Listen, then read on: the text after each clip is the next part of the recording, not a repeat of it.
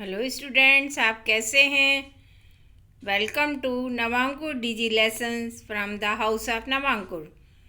Today we are going to study the lesson 15, a secret exercise.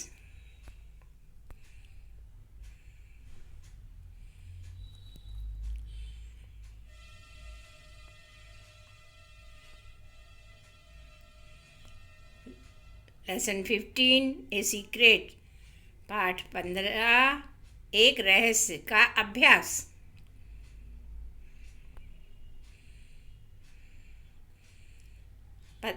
पाठ 15 एक कविता है।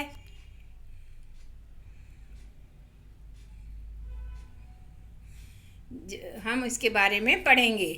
आओ हम कविता को समझें, कविता का हिंदी समझें। लेसन 15, पाठ 15, ए सीक्रेट, एक रहस्य। वेयर डू बर्ड्स लिव, पक्षी कहाँ रहते हैं।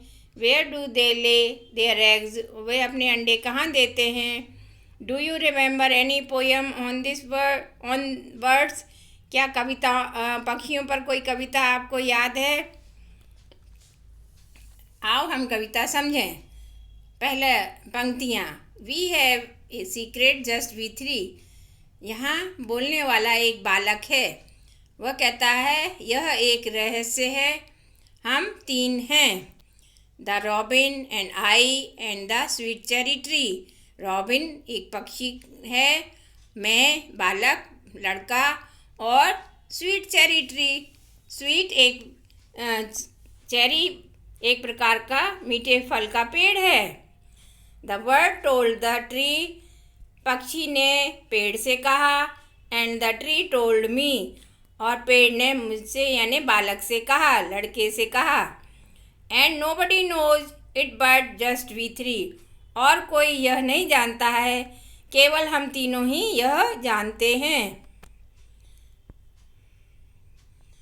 But of course the robin knows it best, लेकिन वास्तव में रॉबिन जो चिड़िया है वह इसे बहुत अच्छे से जानती है। Because she built the dash, I shouldn't tell the rest. बालक कहता है उसने पेड़ पर एक खालिस्तान बनाया है, मैं और बाकी का नहीं बताऊंगा। उसने पेड़ पर एक घोंसला, नेस्ट यानी घोंसला बनाया है। And laid the four little dash something in it, और जो चिड़िया पक्षी हैं वो घोंसले में अंडे देते हैं, और उसने घोंसले में 4 छोटे छोटे अंडे दिए हैं। I am afraid I shall tell it every minute, और मैं भयभीत हूँ कि मैं किसी भी क्षण यह बता दूंगा। But if the tree and the robin don't peep, I will try my best the secret to keep. लेकिन यदि पेड़ और चिड़िया नहीं झांकते हैं तो मैं कोशिश करूँगा कि यह रहस्य बना रहे, यह रहस्य कायम रहे। Though I know when the little birds fly out then the whole secret will be out. यद्यपि मैं जानता हूँ कि उस घोंसले में जब छोटी छोटी चिड़ियाएँ निकल के उड़ेंगी तो सारा रहस्य उजागर हो जाएगा। ए सीक्रेट वर्ड मीनिंग, एक रहस्य कविता के शब्दार्थ।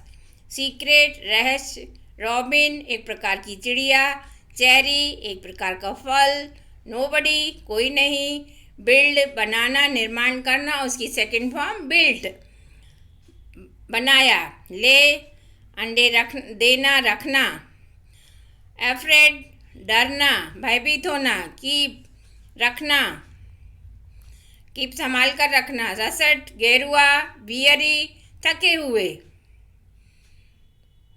अगली एक्सरसाइज, वर्ड पावर शब्द सामर्थ्य। Fill in the blanks with the rhyming words given below. नीचे तुकबंदी वाले शब्दों से खाली स्थान भरिए। पहला, we are three under the sweet cherry tree, answer is tree. Second, when I sing a song I do never wrong, answer wrong. Third, when I sleep I never weep, जब मैं सोता हूँ तो मैं नहीं रोता, answer weep.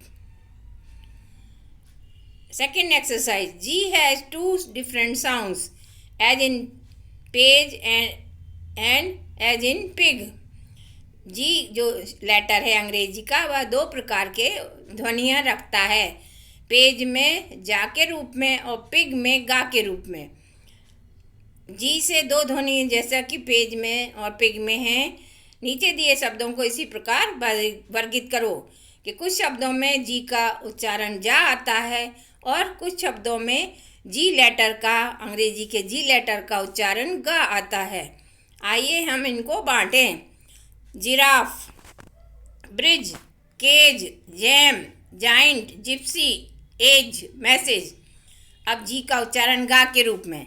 Leg, gun, get, glass, go, bag, grass, twig. Now question answer. Who is the speaker in the poem? Answer. A boy is the speaker in the poem. कविता में बोलने वाला कौन है? कविता में बोलने वाला एक बालक, एक लड़का है। Question number 2। Who told the secret to the boy? लड़के को रहस्य किसने बताया? The tree told the secret to the boy. लड़के को रहस्य पेड़ ने बताया। Question number 3। In the second stanza, the poet says, and laid four little dash something in it. What does the poet means by four little?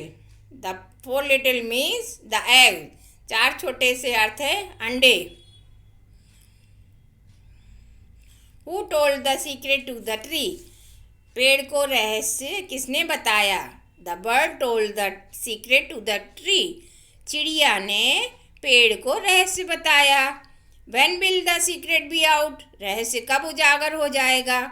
When the little birds fly out of the nest, the secret will be out. जब घोंसले में से छोटी छोटी चिड़ियाँ उड़ जाएंगी तब रहस्य उजागर हो जाएगा। Question number 6। What is the secret? रहस्य क्या है? Answer. The secret is that the bird has built a nest in the tree and has laid 4 little eggs in it. रहस्य है कि चिड़िया ने पेड़ पर घोंसला बनाया है और उसमें अंडे दिए हैं, 4 छोटे छोटे अंडे दिए हैं। The poet says just we three. The first one is bird, the second one is the poet himself. Who is the third one? कवि कहता है हम तीन हैं, पहला चिड़िया है, दूसरा स्वयं कवि है, तो तीसरा कौन है? The third one is the cherry tree. तीसरा जो है वह चेरी पेड़ है, चेरी का पेड़ है। Read the given poem carefully now answer the following questions. दी गई कविता को ध्यान से पढ़ें और उनके नीचे दिए प्रश्नों के उत्तर लिखें। व्हाट डिड द लीव्स से in the spring?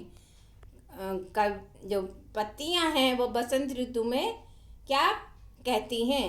The leave said that in the spring they open and stretch on every tree. पत्तियां कहती हैं बसंत ऋतु में वो प्रत्येक पेड़ पर खुलती और फैलती हैं। Question number 2। In which season do birds make nest in the tree? कौन से मौसम में पक्षी पेड़ पर घोंसला बनाते हैं? Birds make nest in the summer. पक्षी ग्रीष्म ऋतु में पेड़ पर घोंसला बनाते हैं। Question number 3। What did the leaves से इन द ऑटम? पतझड़ में पत्तियों ने क्या किया या पत्तियों ने क्या कहा? The leaves said that they are very happy with their golden scarlet and russet color. COLOUR color. पत्तियों ने पतझड़ में कहा कि वो खुश थी और वो गेरुआ, सुनहरी और भूरी थी। What happened to the leaves in the winter? शीत ऋतु में, सर्दियों में पत्तियों के साथ क्या घटना घटी? The leaves said that they are very weary in the winter and they lay down and sleep under the tree. पत्तियों ने कहा कि वो ठंडों में बहुत थकी हुई थी और वे पेड़ के नीचे लेट गईं और सो गईं। Give an appropriate title to the poem. कविता के लिए उपयुक्त शीर्षक बताइए, लिखिए। Appropriate period title to the poem is the story of leaves. पत्तियों की कहानी उपयुक्त शीर्षक है। कविता के लिए उपयुक्त शीर्षक है पत्तियों की कहानी। See the picture given in the poem a secret in your textbook carefully and describe it in at least 5 to 6 sentences।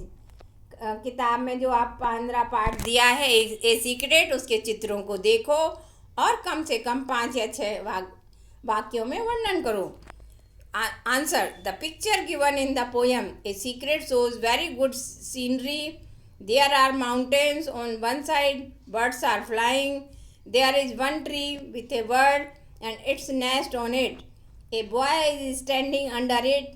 These three are talking to each other. Student, thank you very much. All of you understand the poem.